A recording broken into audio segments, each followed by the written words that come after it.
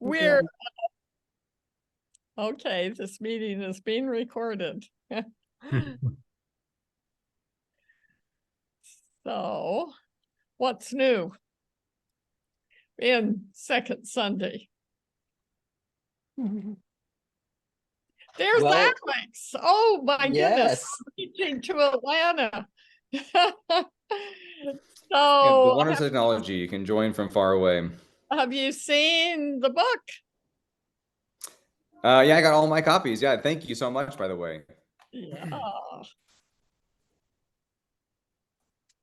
Hi, Eunice. You're across the world. I'm farther than Alex. I win. It's always somewhat of a competition. So Laurel and Gail, I understand you guys have moved. Is that correct? No, no, we haven't moved. We're still in our house. But I've arranged, I have a lease on an apartment.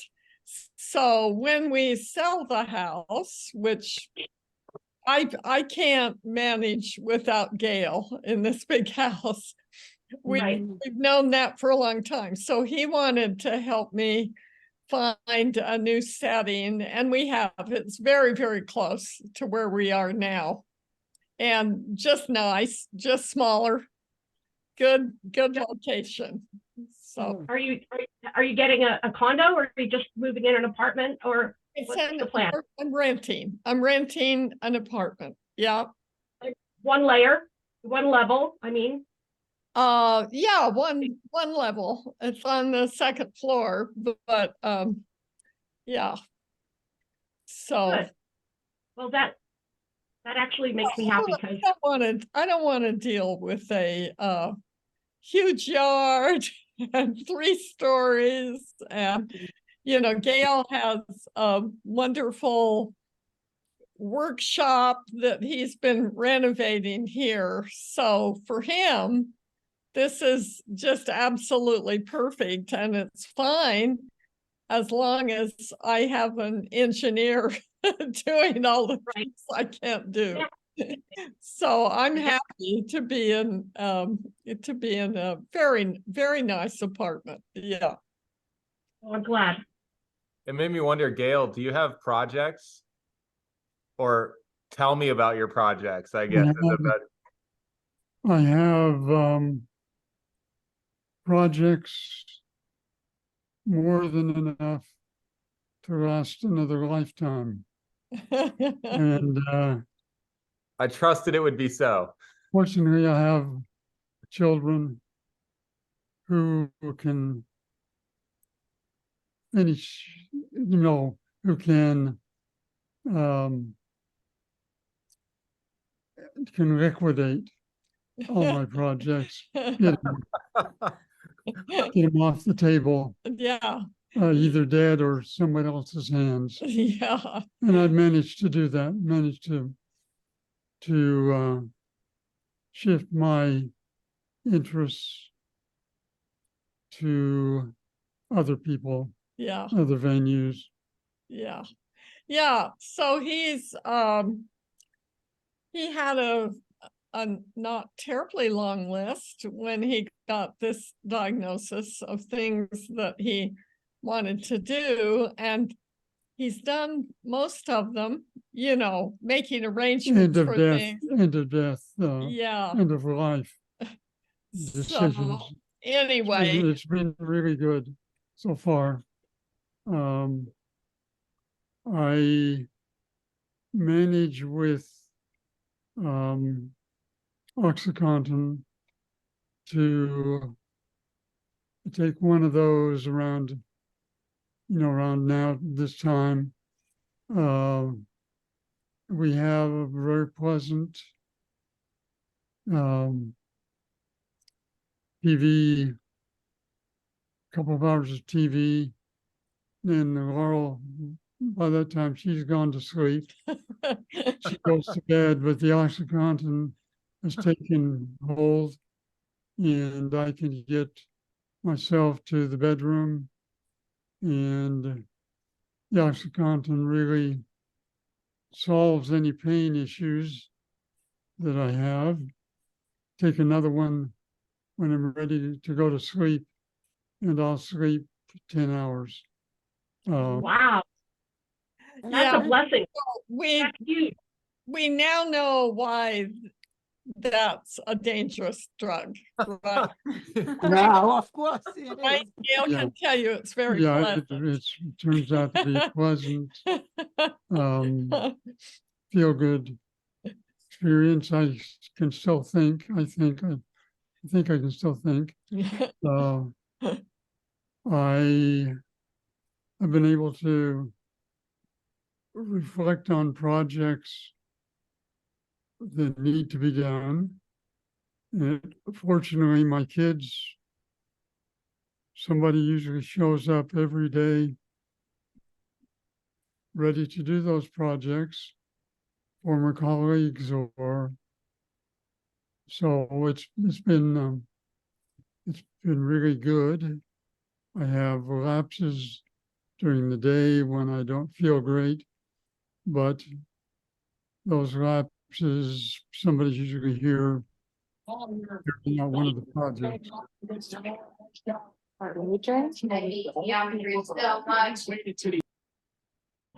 Sorry, I didn't get the gist of that discussion. Oh, that was Tag Romney not knowing how to mute Zoom yet. Tag, disappointing. Good to see you, Bishop Romney. So everyone, welcome.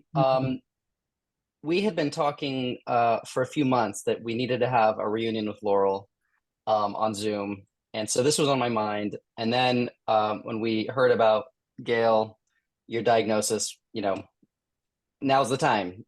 So we're so happy to have a chance to come together and express our love for you, Gail, and to celebrate you.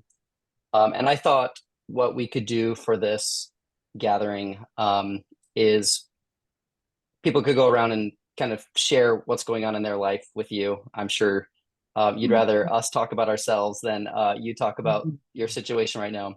So we can catch you up. And then if anyone has a favorite memory of Gail's time with us at Second Sunday or in the ward or just your friendship with him, I'm sure, a memory would be wonderful. And that fits the Second Sunday go around and share something model. So I'm happy to go first. So Gail, we've got 3 kids. You can see our youngest on Maria's lap right now. Ari is 11 and sings in a Catholic boys choir, and it's adorable. Beata is 6 and is going to be a professional athlete or a serial killer, one or the other. And Esther is a human cortisol level lowerer. Just, yeah, perfect calming force in my life. And yeah, Marie and I are just doing all sorts of writing style projects. You've probably seen the magazine come to your house, so that keeps me busy. Gail, I don't have a specific memory. Of course, I remember you in the halls and at the house, but what really comes to mind for me is it seems like good men are rarer today. It seems like great examples of goodness are just a little more hard to find. And I think of you as somebody who is an inspiration in my life for a completely other regarding, completely selfless, always thinking about how to enable those around you to flourish and to thrive. And the love that you lived is the memory more than any single thing you said. But I really have looked to you as a person that I want to be like. So thank you so much for the love you shared in my life and those of us in this community. Thank you. Thank you. Okay, so I won't call on people. I think, fast and testimony meeting style, just go when you feel like it. And if you need to leave early, you know, go first.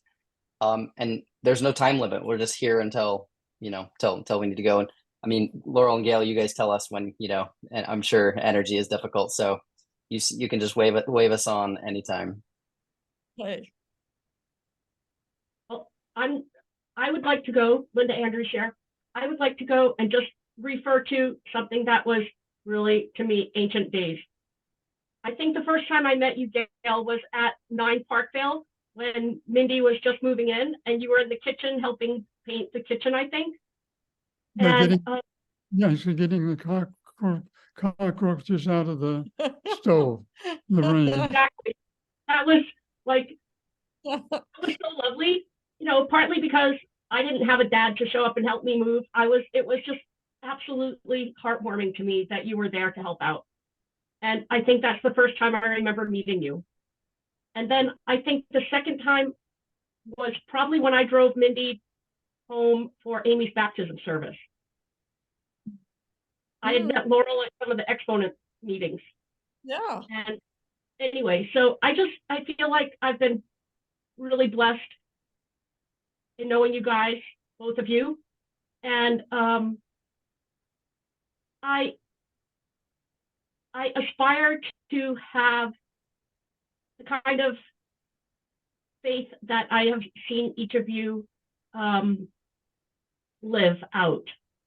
And I try to look at what the gospel and the church has given me in the way that I've seen you guys refer to your upbringings, giving you the deep roots, the anchors of Christian living and Mormon life and family, you know, being central to that, as well as a church family. And I'm just really grateful that I've had the chance to know you guys, both of you. Thank you. Yeah. And I kind of wish I got the testimony that you shared in your ward in October from Judy, and I sent that around privately to a lot of the people in Cambridge 1. And I said, oh, this is not on social media. That's not the Ulrich way. And then I basically said, you know, if we could all be so blessed as, you know, have the life that Gail says, you know, have a good life, have a good death. I kind of hope I'll know when I'm going to die so that I can do this kind of thing too. I think it's a blessing. I've been fortunate in it's a good death because it's pretty certain, and because it gives us time. Yes, exactly. That time has just been really full of wonderful experiences with friends like you and with our family. And I haven't had pain, serious pain. Well, I'm grateful that Zach set this up. I'm going to be quiet and listen to other people. Thanks. Thank you, Linda. We only know about this because of you. I'll jump in if that's okay, because Rachel's telling. We have a situation. Rachel needs to get in a car and start driving. I'll be Zoom video. Yeah. What's going on with us? I want to steal Leslie's updates. We're trying to build a labyrinth. That's fun. It felt like very much the kind of project that you would be into. Like, it reminded me of the stumps that you had laid out in the picture in the backyard. We were like hauling rocks through the woods and like measuring out, like lining out like where this labyrinth is gonna go. It is not actually the HDS labyrinth. It's instead the labyrinth maze that is in the park next to where we used to live on like River Street and Memorial Drive. But anyway, we're building that in the woods behind our new place out in Waltham. And the thing that I've done most recently that made me think of you. Yeah, I mean, I think you know this already, but I'll say it again. Okay, I can't say it again. Sorry. You can make us all cry. No, I'm sorry. I'm really not trying to. I'm not trying to either. But you're building children. You're building, yeah. That's a labyrinth is your family. Yeah, mm. what a great idea. Yeah, no, thanks for saying that. Yeah, actually, Willa, who is right. Here. Oh, Willa, she's grown up. Oh yeah, no, she's like Tall as a tree. she has the same height. Oh. Yeah, I guess just from a like things I learned perspective, I have always been so moved by the stories you shared with me about what James Scott would call the weapons of the weak in combating racism in our church. Like I cannot speak highly enough of that. So thank you. Oh, thank you. That's for me. I can share my memory. I remember our first year in Cambridge First Ward, and we walked into the Binney Street Chapel, and we were hanging up our coats, and you guys were right behind us. And I somehow said to somebody, I was like, oh man, the first year of marriage is really hard. And you guys both said the first 40 years of marriage was really hard. And I was like, no, don't tell me that. So that has stuck with me. Thank you guys for being such a great example of what it means to be beautifully married and to be in a great relationship with and just try and lift each other up. So thank you for warning me ahead of time. Love you both so much. And Laura, it was great chatting with you yesterday. Gail, one of my favorite memories of you is when we used to have the initial second Sundays at your house that I always think of as like the Hobbit house, because it just felt like a little bit hobbity with like the round corners. And we'd always have so many people. And I remember you were always the one looking around to make sure everyone had a place to sit. And I always sit on the ground, and you did not love that. Like everyone had to have a chair. And I love seeing the Hobbit house. I've loved seeing your engineering tinkering house, and everything you've done was just the care and love. Love you so much. Thank you for being a big part of my life. I'm gonna take a turn if I can.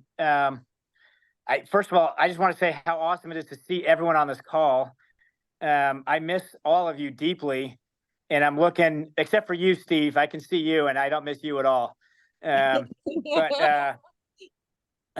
you know, you guys welcomed me into your community. I was very nervous when I was called as bishop.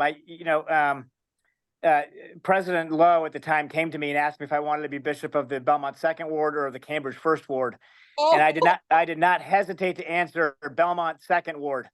I had and then he called me up about 3 weeks later and said, "I've been praying a lot about it, and you're supposed to go to Cambridge." And I said, "I think you need to pray some more, because there's absolutely no way that's what the Lord wants me to do." And so I showed up at Cambridge First Ward my first week, and got sustained. And I was so nervous to be there. And when he asked, "Is there anyone who's opposed?"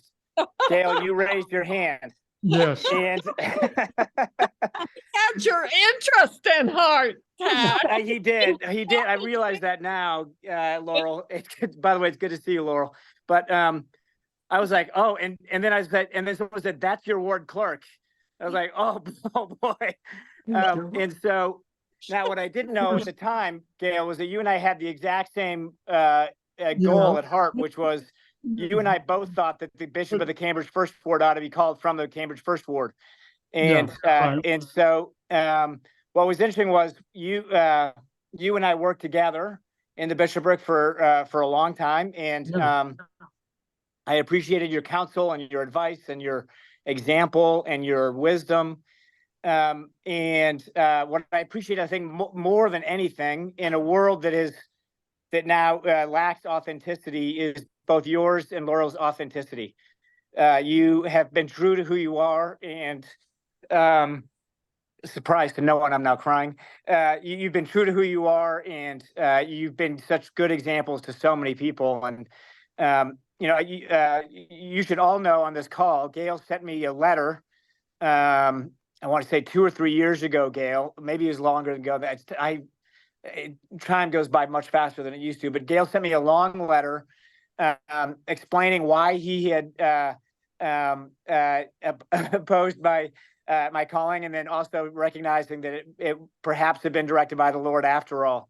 And he and I became, I'm proud to say I became Gail's friend. And Gail, you touched me in ways that will live on through the rest of my life. So thank you for everything. Thank you, and you did a great job as Oh, bishop. thank you. That Thank was- you. And I voted against you, not knowing you at all. Well, I understand the reasons, and it is one of my favorite memories because you were authentic to yourself, and you've taught me a lot of lessons that I continue to try to put into practice. So thank you. Great. And sounds like you're doing a good job with your father's biography. That's a really wonderful book. Thank you. By the way, the quick update on me is we now have two grandchildren, and one of my sons just got back from his mission in Vietnam, and the other is on his mission in Tahiti. But life is very good for us. We feel extraordinarily blessed, and so anyway, Gail and Laura, we love you both, and we're just so grateful for your examples and your authenticity. Thank you. Thank you so much. We have very happy memories. We're always telling people, Tag is a good guy. Oh, thank you. I'm glad I had some people fooled.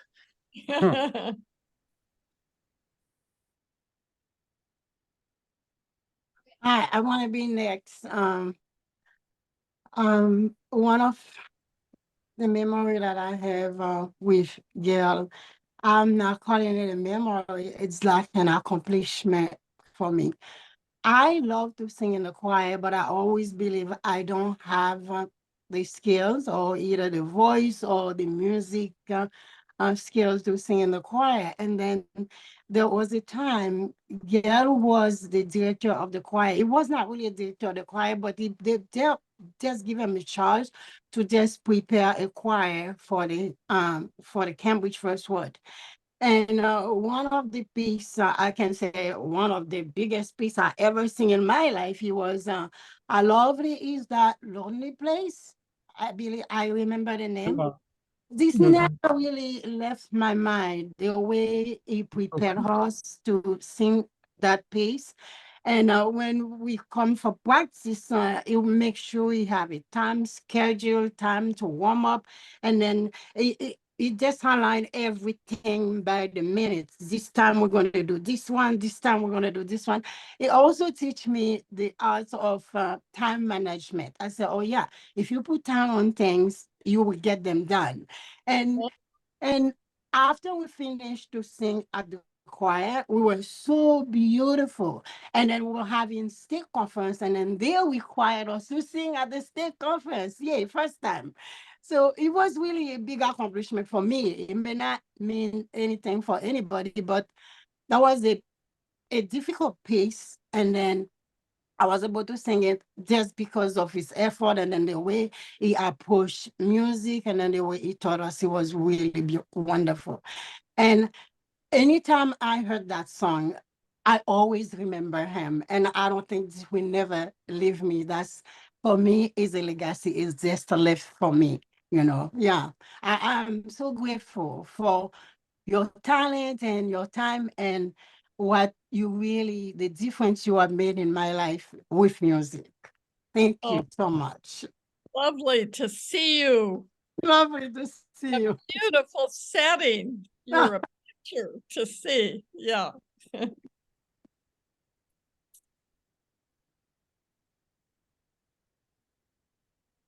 Well, we can pick up on the musical theme, I think. Yes. You certainly can. Oh my goodness. Well, Don't forget Chris's and your you're a great accompanist. You don't realize that, but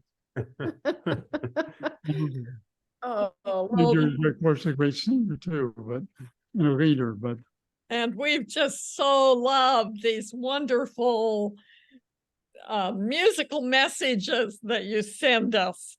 Thanks so much to both of you, Chris. It's a wonderful.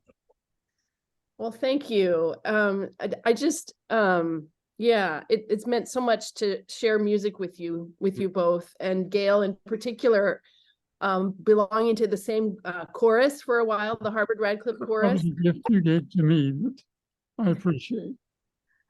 And Chris would come and give us a ride home sometimes if you'd let us, instead of walking to back to your Hobbit house. But I just had so much admiration for you learning to sing later in life and taking that up as a new skill. That's to me emblematic of your approach to life, of constantly learning, constantly challenging yourself, not being afraid to be a novice, not be afraid to be, on the lower part of the learning curve. That just is a real inspiration. And I think the other thing that I would want to say about both of you is just the ways in which you walk with dignity and grace and deep honesty in facing incredible losses as well as celebrations. The loss of your son, the way you're facing your own death, Gail, it's a testament to me to the power of living as others have said, living with authenticity. So just really love you so much, and sending lots of virtual hugs, and we'll keep sending you some music. Yeah. Wonderful. Thanks so much.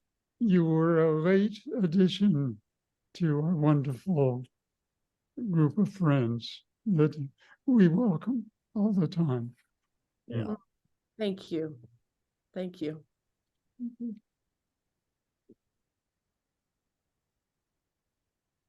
I'll go. Hi. Well, I'm so glad to be here and see so many familiar faces and see you, Gail and Laurel. I have to say, not a Sunday goes by without us thinking about you. Cambridge First, I just feel like your legacy lives on in all small things. As an update, we started a cook club. Our ward, and there were a couple people behind it. And Leslie tonight hosted a cook club. So they didn't mention it, but they hosted a wonderful night of soups.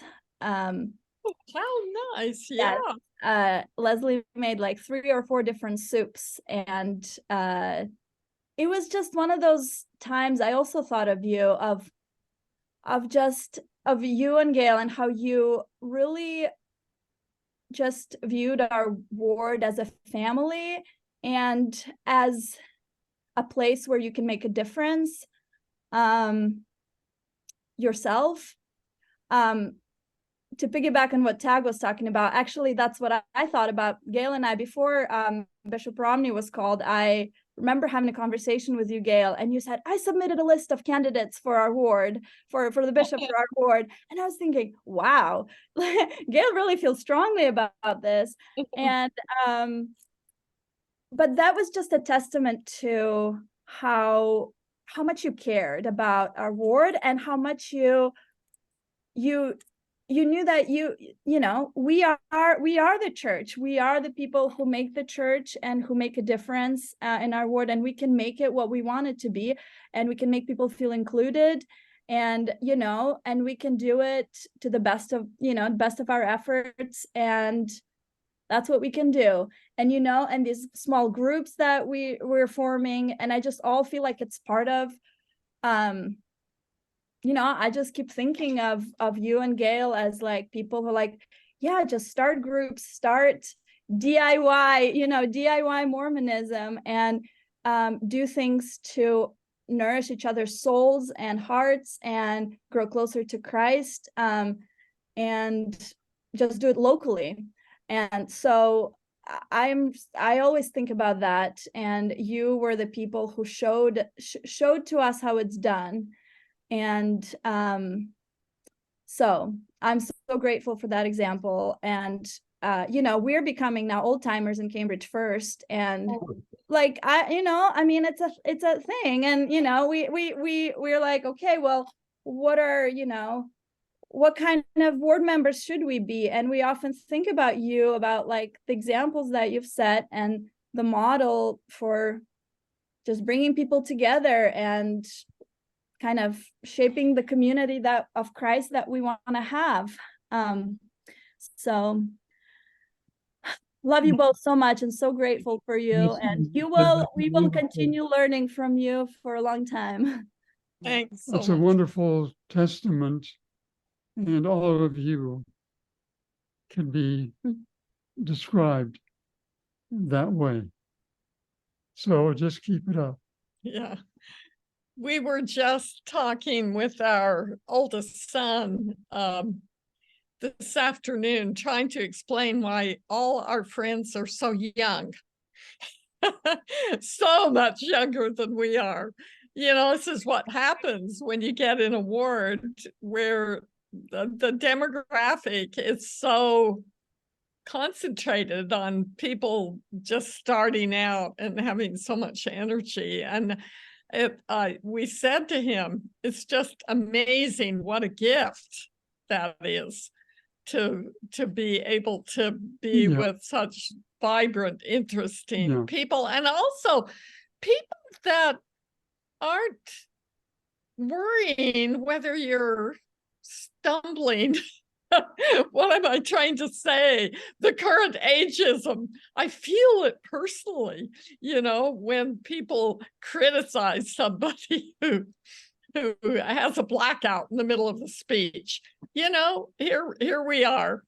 We're all brothers and sisters, and we do have a lot in common, despite differences in our status and age status. Yeah.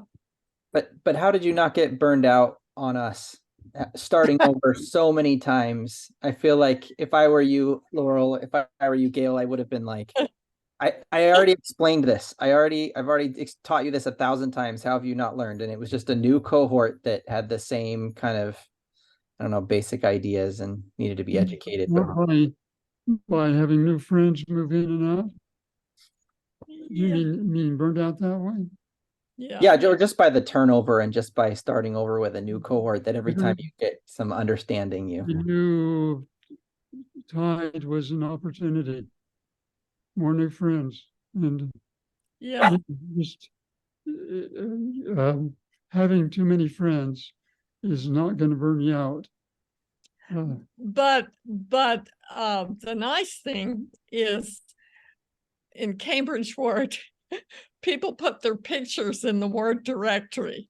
So we could sit in sacrament meeting with Gail would print out the directory. Well, no, we had people like Barry Sorensen put pictures in the ward. Pictures in the directory. We cannot convince people in our current ward to do that for the life of us. So of course, we're post technology.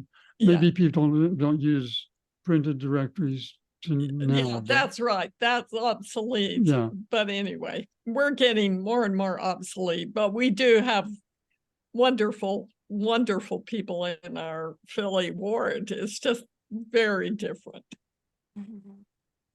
Yeah. I think if you told them that you really needed it, they might change their mind. I don't know. But I think that having pictures in the directory, whether it's online, just on LDS tools, or whether it's you know, on a printed directory, I think it's invaluable. Yeah, it is. It's helpful. Can I share a couple of memories? Did I just cut someone off? Go for it. You've raised your hands. So I've raised my hand. I have little kids. We're gonna go. Thank you. Hello. Greetings from Minneapolis. We moved here about 1.5 years ago. Here's baby Margot, who most of you haven't met. Here's little Olive, who's 4. Thank Carol Ann, thank you for being the cool grandparents, the cool feminist, progressive grandparents I never had. I was in the singles ward for so long, so I love getting to meet people of different ages who were as progressive or more progressive than me. So thank you for that. And also I just remember like the trust and love where you're like, oh, want to house sit so you can do second Sunday? Sure. Here's the keys to our house. And I was like, okay. And felt so cool, like house sitting for you. And then just your graciousness. We visited you a few times in Philadelphia. I love your joke of like, yeah, we turned 80 and bought a 3-story old home. And just your vibrancy and love and support for everyone you meet. And then as we've like stayed in touch, you've shared stories about your own ward. So seeing that like you invest wherever you are, which is a nice reminder because we're like, our ward's a little boring. And so it's like, okay, so like, okay, small groups. Okay. So how to like still build community wherever we are, because we're like, we're too tired, but we can do it. Once to that, you're the yeast kind of award. So do it. Yeah. Be the change. And like, yeah, I appreciate that. There's a Richard Rohr quote where he says, be the yeast, not the loaf. So it's like, you're just remembering that like you're not everything. You're just That's good. Yeah. Thanks for having Second Sunday. That's where I fell in love with Carol Ann. So I'm still working on her falling in love. Lots of grief, and Well, we watched it we with noticed- pleasure. I noticed you were sitting together. Yeah. And Gail, thanks for making it okay to vote against a Romney. So carried on the petition over here. Give Tag's father a lot of credit. Yeah. His courage. Yeah. Yeah. Hi. Well, here are two Gail memories that I've been thinking about a lot. Every time I've told him this before, but every time I have to scrub a really difficult, challenging pot when I'm doing the dishes, I think about a talk that Gail gave, and I'm going to paraphrase, but it was essentially like, look, there's so much tension in our world about you could sum it up as the inner vessel versus the outer vessel, and how much appearances matter and how much conforming to other expectations and all these things on the outer. And he said, I think that's got it all twisted. I don't think that it should be the priority in and of itself to just kind of think about appearances and other people's expectations. I more think of it as if you were doing dishes and you spent a lot of time on the inside of a pot, could you help but then do the outside of the pot? After all of that work, you wouldn't want to be like, okay, that's good enough. What was inside was really important. I'm going to put this pot with a dirty outside on the drying rack. You would have to be like, no, at this point, I'm honoring all the work I've done on the inner vessel to just quickly take care of the outer vessel. I think that's such a good life analogy that just fits with Gail's priorities and outlook. And what I love about the analogy is that it's a gift that keeps giving, because I face that kind of a pot once a week in our house, and I have that opportunity to think about that analogy and that priority. So I thought that was super valuable. The other one, yeah, go ahead. No, I'll just say thank you. That's wonderful. Yeah. The other story is a miracle that not all of you might know, but my guess is that a lot of you would appreciate. So Gail, as ward clerk, in my opinion, and it sounds like Tags too, is the best ward clerk in the church. He delegated everything he possibly could, and then only worried on what mattered, only worried about what mattered and what he felt uniquely qualified to do. So he never talked to us about records or tithing or anything like that. But we had every ward council a fairly, at the beginning, I would say it was a fairly stressful period of ward council where Gail would say, here are 5 names that I've been thinking about this month, and I want to know who's working on finding these people and figuring out who they are and what they're up to. And as Elders Quorum president, or Bonnie was Relief Society president at the time, we kind of dreaded that period, because we would always point out that we were asleep at the wheel, and we weren't keeping track of these people who we'd never heard of before, but Gail had heard of them and he was thinking about them. And during one of these time periods, he said, I think we ought to find this person. And I want to know if Elders Quorum has made any effort on him. And I understand, and who knows who Gail's sources are on these things, how he figured this out. But I understand that he is a pianist right now for a Black Baptist church. And that sounds like a pretty fascinating job and like someone we ought to find. And so I was super busy and stressed, but the elders happened to write me the next day and said, what can we do for you? And I said, well, you can find this guy that Gail wants me to find. And so that week they knocked on his door, and he was, plenty of you probably know who I'm talking about. Linda definitely does. He was like ashen white when they knocked on the door. Like, why are you here? How did you find me? Who told you to come? And they said, I don't know. We're from the ward. We wanted to visit you. We noticed you. And so he said, come on in. Come on in. And they sat there for 2 hours while he told them his story and a very intimate version of his life story. And to their credit, they just, gave him hugs and sat there with him and got to know him. And then they brought him to church, and he became one of my lifelong friends and certainly one of Linda's. I'm so glad that he is in our life. And so the epilogue to this is that years later, so he at the time wrote his sisters and accused them of sending the missionaries to his door. And he was like, which one of you did this? Which one of you did this? And they all said, like, we had nothing to do with this. We have no idea what you're talking about. But he had mentioned that he was hanging out with members of the church again. And years later, one of them said, Aaron, it was me. I knew you were in a really low, really dark, really bad place. And I felt so helpless. I didn't know what to do. So I just started praying every night that somehow someone would know to find you. And then that's the week that Gail felt like, we got to find this guy. I don't know who's working on it, but someone ought to. And so it was because of Gail's ability to care and bandwidth to think about what really matters that someone ended up right where they needed to be and, created this lifelong friend for us. So thank you for that example. And it took a team, and you were part of it. A big part of it. Chris, I didn't know that story. I had another angle on all that, and that's amazing. Yeah, thank you. And he is one of my dearest friends still. Like, we talk to each other or text each other every other day. Yeah, thanks. Oh, our next bishop, our other past bishop. Hey, Haglin, lovely to see you. Hi. Hi. Well, we are so bad with email. Robin text us and say, where are you guys? We didn't even see it. Well, that's typical. Well, yeah, it is. And I'm glad that we got on it. So You're welcome. New home, new place. We're still in our big house. Yeah, we haven't.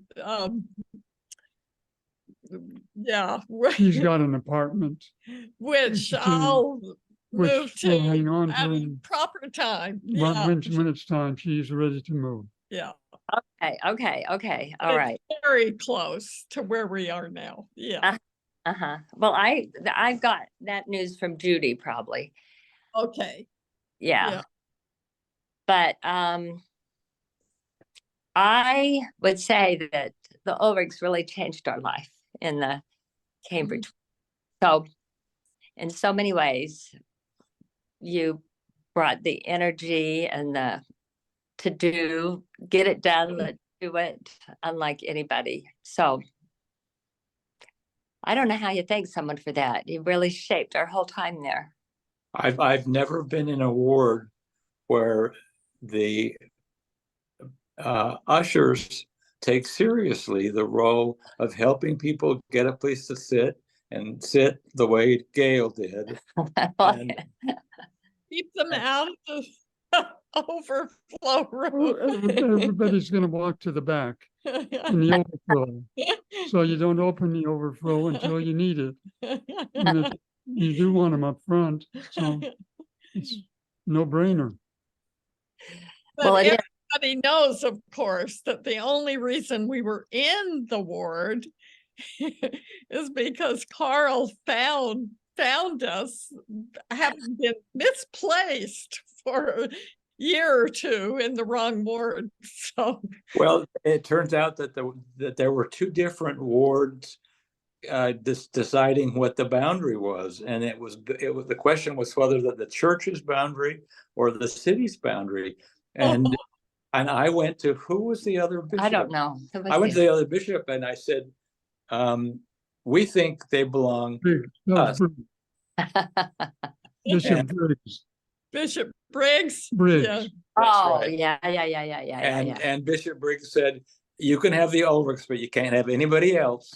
And then the glad to get rid of us.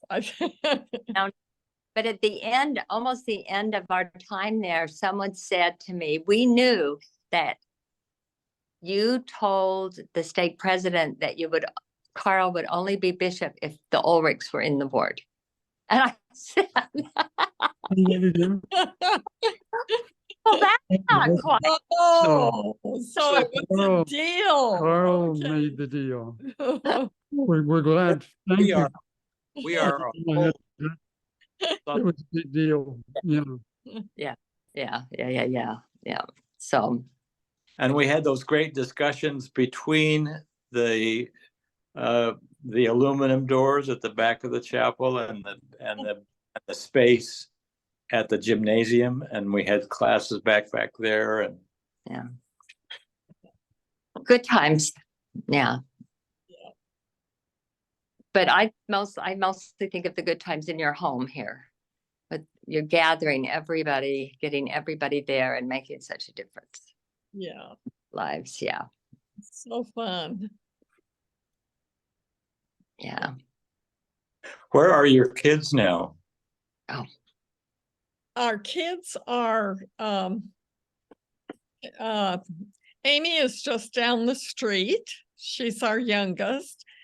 Carl is in Old City, Philadelphia, so a little bit further away. He travels a lot but he's here a lot too. And the two of them really look after us. Thatcher is in Brooklyn and he does the same thing.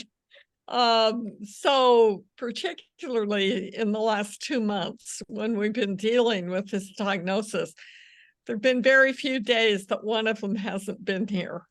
And they do real things like help their aged mother figure out how to open a bank account, things like that. Because I'm losing my accountant, my plumber, my electrician, my everything, carpenter, dishwasher, picture hanger, best friend. And so they're really holding my hand and taking care of their dad. And Mindy, some of you know Mindy, Linda, former roommates, lives in San Diego, but she's in touch every day.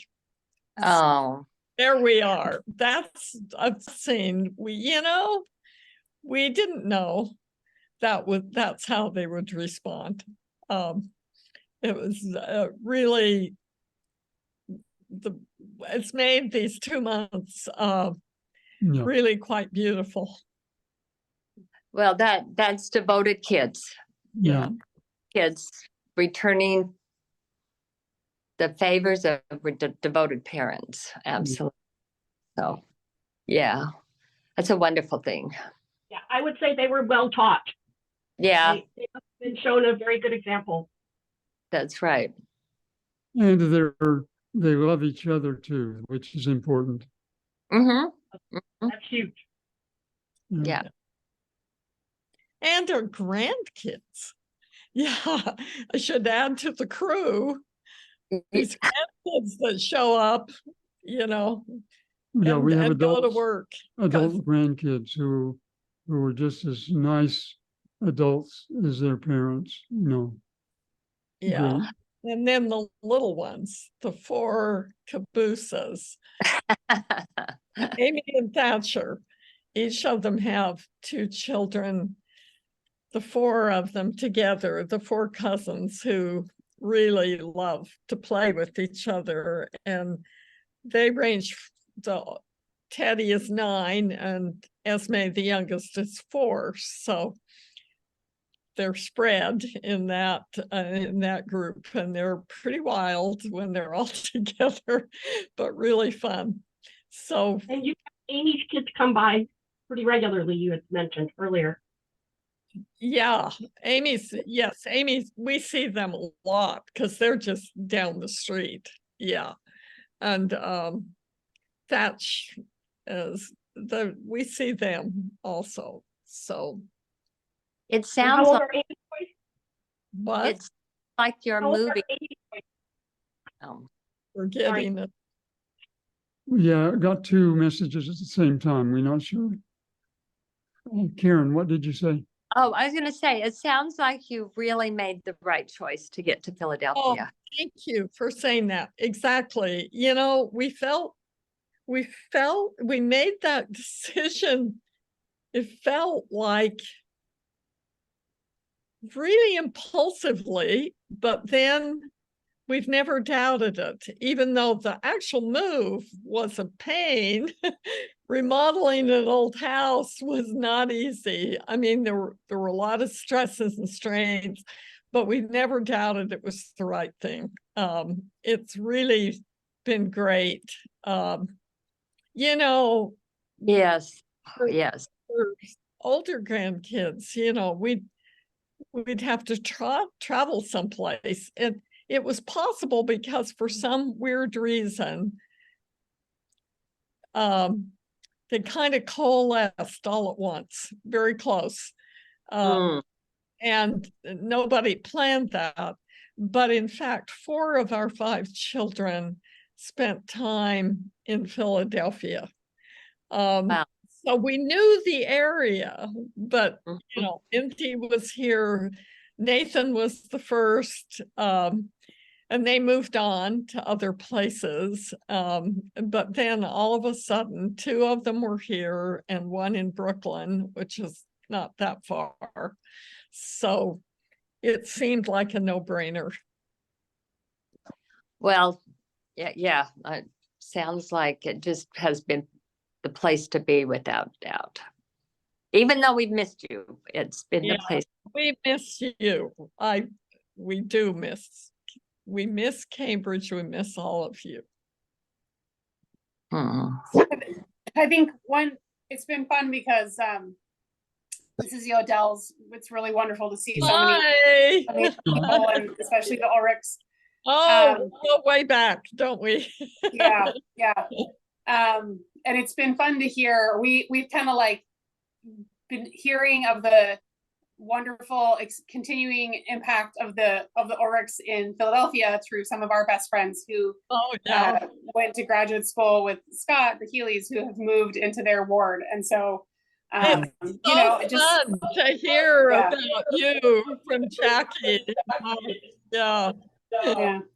And I think like in a lot of ways they're having a very similar experience to what so many of us did with you in the Cambridge ward, going through just trying to figure, as their faith is evolving, as they're moving through different phases of life, trying to map out what that's going to look like for them. And it's a hard process to do, and having people like you there has meant a lot to them, I know, and I can of course directly relate to that as well. So as I know, like probably everyone on this call can, so it's pretty wonderful. You're continuing to have that impact, even though we're not all in Cambridge together. So wow, look at that. Hi. Yeah, this Atticus is 10 now, and he is almost as tall as me. He's really very tall. He was. We left the Cambridge First Ward in 2017, so he was 4. I think turned 4. for them. So anyway. It's so good to see you guys. We think of you so often and have been so impacted by both of you. Thank you. Scott. We too.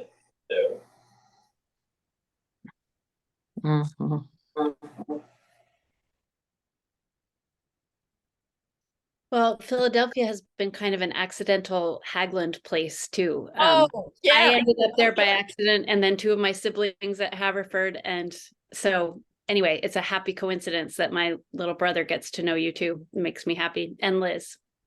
Yeah, it's wonderful. And Yeah. we've had some meetings, and we call our little group here Story Swap. And Christine did a wonderful presentation and then our relatives all showed up, even from far away.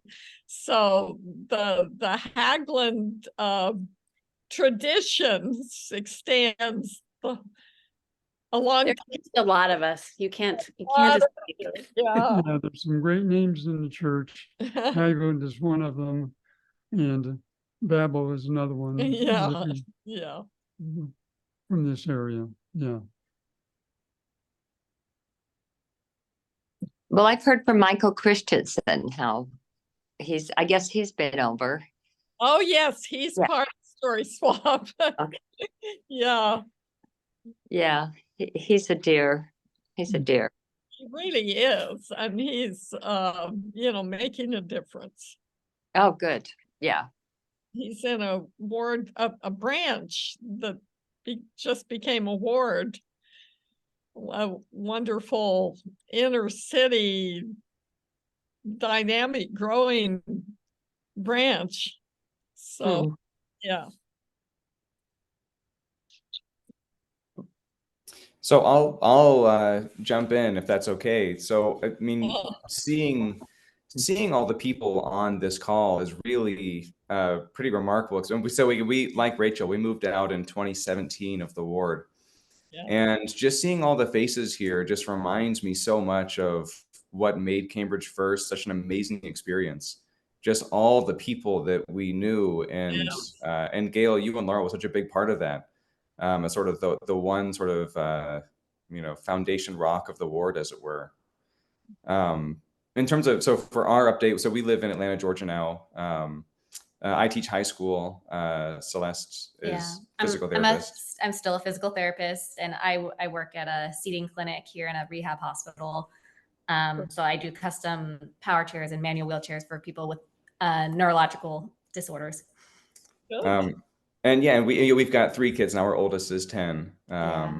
And it's been great. I mean, in so many ways, it's been great. But I mean, again, seeing this group of people is really just brings back so many memories and how much we loved that ward. And when I think of Cambridge First, I think the story I tell most often is actually of Gail opposing Bishop Romney. That's when I try to convey what the ward was like, trying to give someone a feel of Cambridge First. Because I mean, and that moment I think stands for so many moments in that ward for both of you, just giving this example of, I grew up in a family where you never say no to a calling. You never refuse to sustain someone. You never, I mean, there are ways in which you are supposed to act in the church. And that was so deeply ingrained in us as kids. And it was just so refreshing to see 2 people who were so active and so committed, and yet would raise their hand to not sustain out of love, right? Out of like, here's what I genuinely believe and genuinely think. And just seeing both of y'all engage in that kind of action, whether it be comments in Sunday school or moments when the stake presidency would come and visit the ward or anything at all. It really, I mean, that has stuck with me, I think, to the chagrin of many of my subsequent bishops. It was the start of Alex's misbehavior in many church settings. But yeah, but I mean, but in all honesty, I mean, it is that example of, is it possible to be faithful and also say what you believe, and I appreciate that so much. So thank you both for that. Thank you. We were really blessed with associating with both of you in different ways, musically and teaching gospel doctrine, and it's just wonderful. Yeah. And then seeing you have your first child, and now you've got 3. Yeah.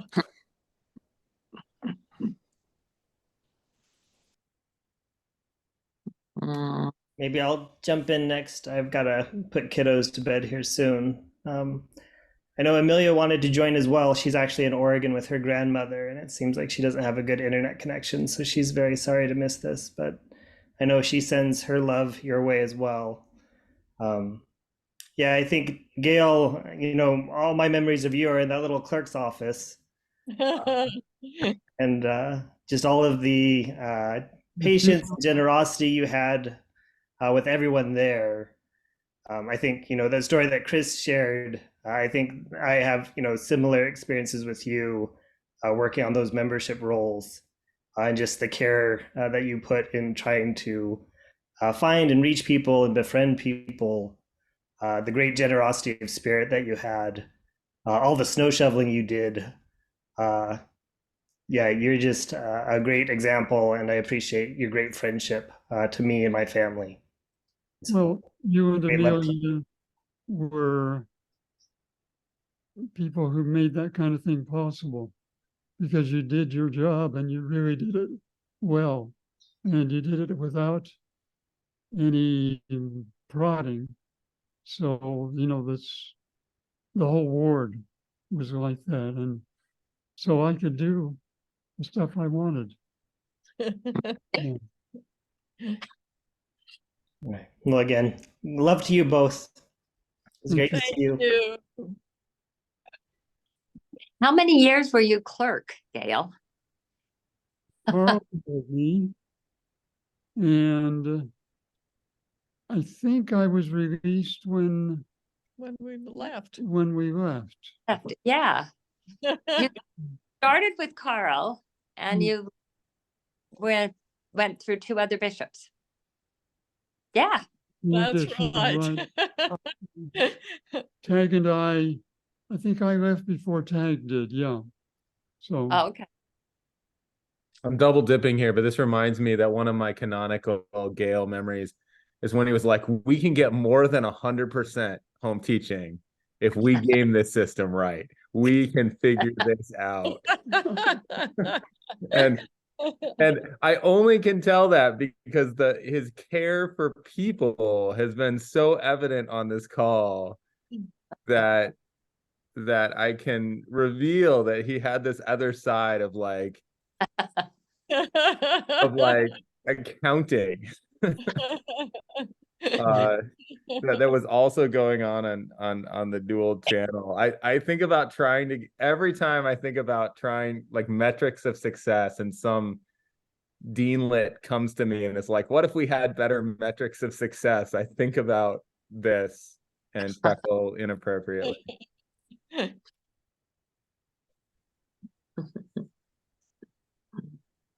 I'll jump in here for a second. Well, first of all, it's lovely to see everybody. It's been a while since I've seen a lot of your faces. And there's a lot of things that have happened in my life recently. But for those of you who don't know, I got remarried. And I recently finished my PhD and started a job at Utah Valley University. So yeah, lots of things going on with me. But I just wanted to quickly share a few things. First of all, that to hang out at your guys' house, both Laurel and Gail, was such a treat for me as I moved in to this new place and didn't know anybody, and suddenly I got an invite to go to your house, and it just became like such a nice gathering spot for me to find like-minded people. So I think that once I went to my first one, I never missed one after that. So yeah, it was such a treat to go to that. And and then I was trying to think of a good Gail memory, and something really stuck out to me when you guys had your farewell. It was like a little farewell event that a bunch of people attended, and you guys gave talks.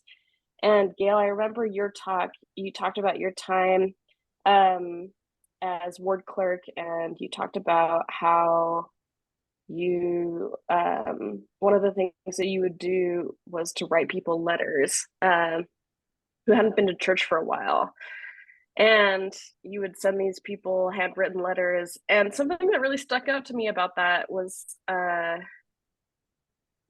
you said that sometimes you would get a response saying that you wish, or that somebody would like to have their names removed from the church records. And I think like the normal response to that would be, maybe trying to change somebody's mind, or grief or sorrow. And I think, and what stuck out to me was that you said you were more than happy to do that for them, and help them through that process. And that, that by connecting with people wherever they were at, it was a blessing to do that, and to help people through whatever processes they need to go through. And I just remember thinking like, wow, it's such a beautiful way to approach that, right? Because I think that the idea of people leaving the church or wanting to remove their names is such a hard thing for most people in the church, and we're so resistant to that idea. So I don't know, I just loved this idea of a very thoughtful Gail writing people these lovely handwritten letters that helped shepherd them to wherever they needed to be, wherever that is. So I really, that really stuck out to me, and I've remembered that ever since. But yeah, I wasn't ever a part of your guys' ward, so that part is not as doesn't stick out to me as much. But Second Sunday as a community has been really good to me. So yeah, thank you guys. Just one comment on the latter part was my philosophy was, and still is, that it's better to have a friend outside the church than a bitter member inside the church. I think their chances for reconciliation are greater from a position of friendliness and pause. And I made quite a few friends in that process.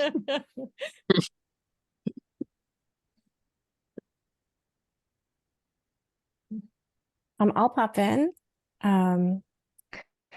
I am so moved by everyone's comments, and so wonderful to see you, Laurel and Gail, even from screens. And sorry, Peter couldn't be here. He's on his way to Munich for a fellowship for the month.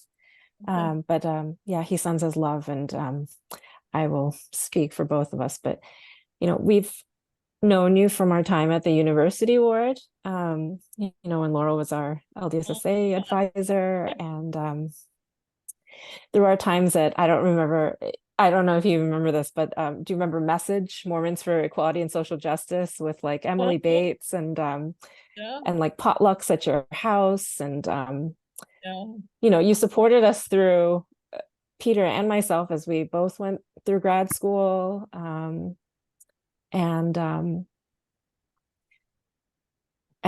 you just saw us through as we went through really deep challenges in our lives, as we became a couple and suffered some really kind of deep spiritual losses. And you were our home teachers, actually, during probably the darkest spiritual times in our lives, and you were just so perfectly supportive and loving in really crucial ways. And yeah, and always also in good humor. Gail, I remember when you were trying to do zero waste, and you were trying to produce like as little garbage as humanly possible. And I think there may have been an incident, where a can got into your fire, and there was a huge explosion. And I just feel like that's just so perfect. just so perfectly, Now you I don't know, gotta perfectly. you got to have responsible recyclers if you're going to have. Yeah. Yeah, I So think one exploded can is you. just fine. Yeah, wonderful to see you. And it was so fun to have a little bit of time with you in Cambridge, the other Cambridge. Yeah, the Cambridge 1.0, the OG. You two were our first visitors in Cambridge, and we just Now love you're having that memory. advanced and you've moved more into the country, right? That's right. We're in a little English village now. But you know, I think Gail, you didn't make it to an evensong that visit, but Penny sings in an Anglican choir. And she actually sang this morning for a BBC broadcast, a Sunday worship for the first day of Advent with her choir. And actually the sermon, the homilies were about God's justice for the earth. And it was kind of talking about, you know, kind of how we can be stewards for the environment and not let, you know, if we have very strong faith, we shouldn't sit on that and trust that God will just solve it for us, nor should we despair because we feel powerless. And I thought that, yeah, like in a really amazing way, that's so Gail, like, you know, having both the faith to, you know, trust in God, but also your own power to affect change and like make concrete differences toward good environmentally and spiritually. Yeah, I just we're actually, Peter and I are sort of we're sort of the senior couple in our ward here, and they got rid of the senior couple and they're like, can you guys be kind of the parents, which is ridiculous to the young adults. We teach institute, and we really try to model you guys as a couple in the very weak ways that we can. And so, you know, your legacy lives on not only on that side of the pond. We think of you so often, and we love you, and we can't imagine the world without you. Oh, thanks. I think she'll do fine. She's really been a strength in this process. She's holding up. Things like this really help her, but I think she's going to be fine. I think you're going to still see her imprint on either your works or other works, and maybe even one of her own. Who knows? Okay.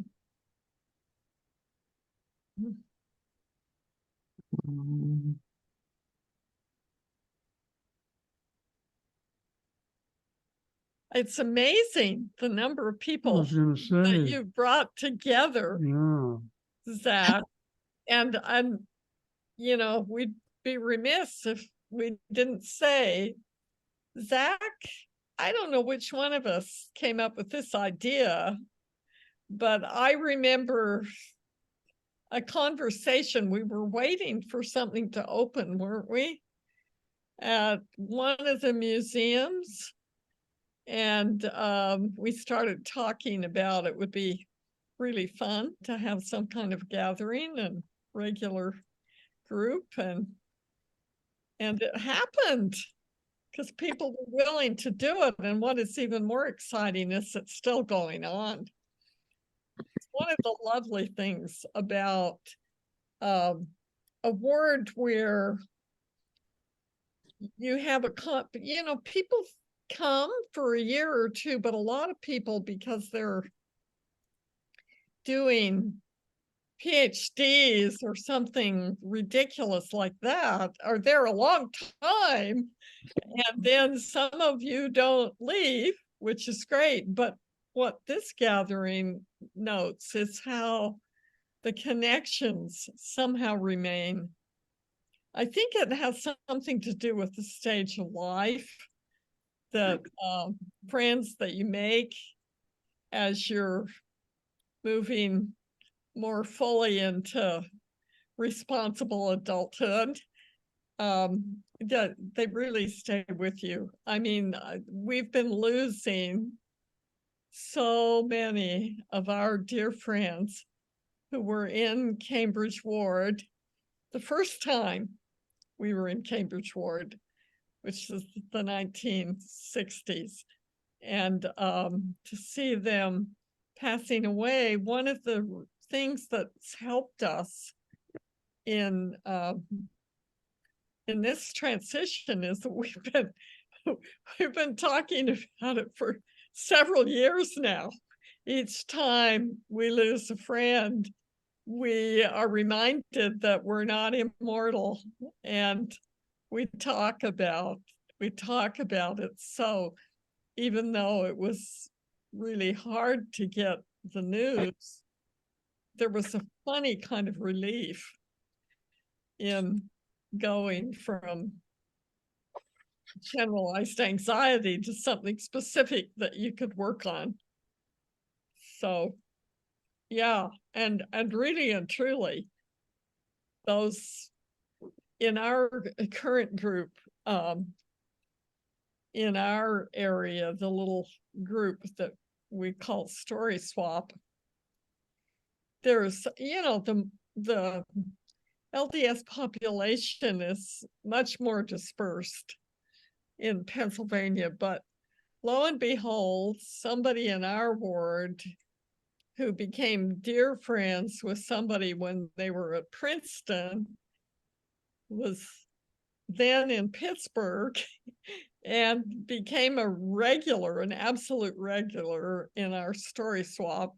It was during COVID, Zoom, they just realized we could do that kind of thing. And they've hung on, even though they're now moving to North Carolina. So we don't know if we'll keep in touch through all that. But the Pittsburgh couple, John and Tanya Lyon, John is the son of one of our dearest friends going back to 1960, Jamie and Dorothy Lyon. And then, the many generations of Haglunds, that's very interesting. We have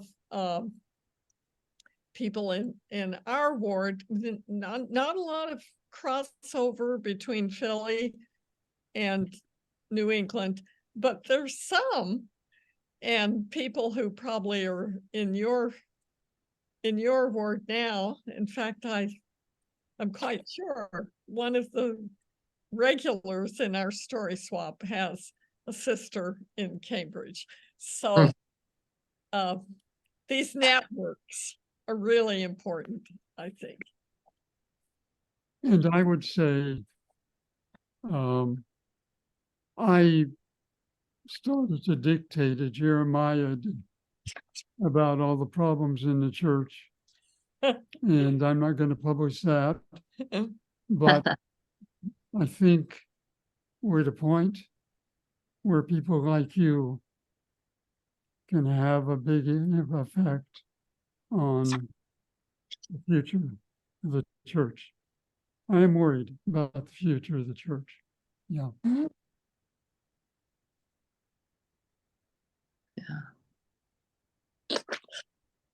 I kind of hope you would publish that. No. I know too many people who were in authority, good people, but have biases. Yeah, we're echoing. A couple of conversations that I've had with you all over the years are coming to mind. Partly, Laurel, when you were speaking about like how I think part of why these connections are so strong is the stage of life people are in when you're in the Cambridge First Ward or the University Ward, and certainly the case for me. I mean, I absolutely wouldn't be where I am or without conversations with you and at your home over the years, LDSSA or Second Sunday events. And one that in particular that stands out was, I think as I was about to graduate from college, and I think maybe Scott and I were already married by that point in my last semester, and we were over to your home before leaving Cambridge. And I was kind of talking about what I might want to do for graduate school. And I remember you telling me like, oh, you definitely need to do a PhD. Like, you know, I think you could see it in me that I like had that, the sort of intellectual interests and the desire to do research. And I'm really grateful for that. I'm also grateful I'm no longer in academia because I'm much happier at the State Department as a researcher. Difference. Not having to write long papers, but I'm really grateful I did the PhD, and it was the best fit for me and better than law school. So that was really meaningful.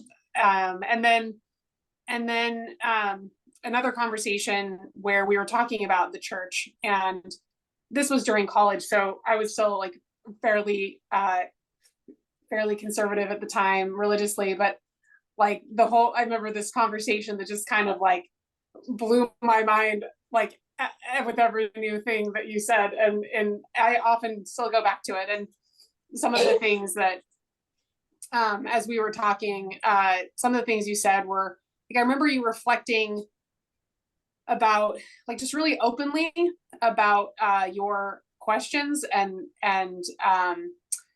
I think in particular was when you were talking about how some of your best, like your closest friends have been excommunicated in the 90s, and how you weren't sure if you'd made the right decision to stay, like maybe you should have left in solidarity with them. And I just think the example of an adult like that I respected so much, like reflecting and being open and vulnerable about your relationship to the church. And it was just like, that was mind blowing. And then you went on to say, but like you stayed because, and why you what still kept you going was, and this won't be a surprise to anyone on this call, I think, just that, you know, you weren't sure that the church hierarchy in Salt Lake was true, but you were sure your ward was true, and that you didn't want to let the the brethren define what the church is and should be, and that was what sort of kept you going, and so that you could continue, the opportunity to continue creating and shaping that community just where you were. And that is like that conversation, probably more than anything else, as well as just the example you've set, both of you, of doing that, is probably the only reason I'm still going to church, even as we are raising our son in a different church for some of the reasons you're alluding to, Gail. we couldn't keep raising him in this church, but we still wanted to be in a faith community, and I'm still hanging on and still teaching gospel doctrine and wearing my rainbow pin, also following, your examples on that, and Alex's examples of great Sunday school lessons and your examples. So anyway, I just, in so many ways that I'm aware of and that I'm not aware of, you've really, both of you just had a really fundamental and transformative influence on me over the last couple decades. So I love you. We love you very much, and we always will. Thank you.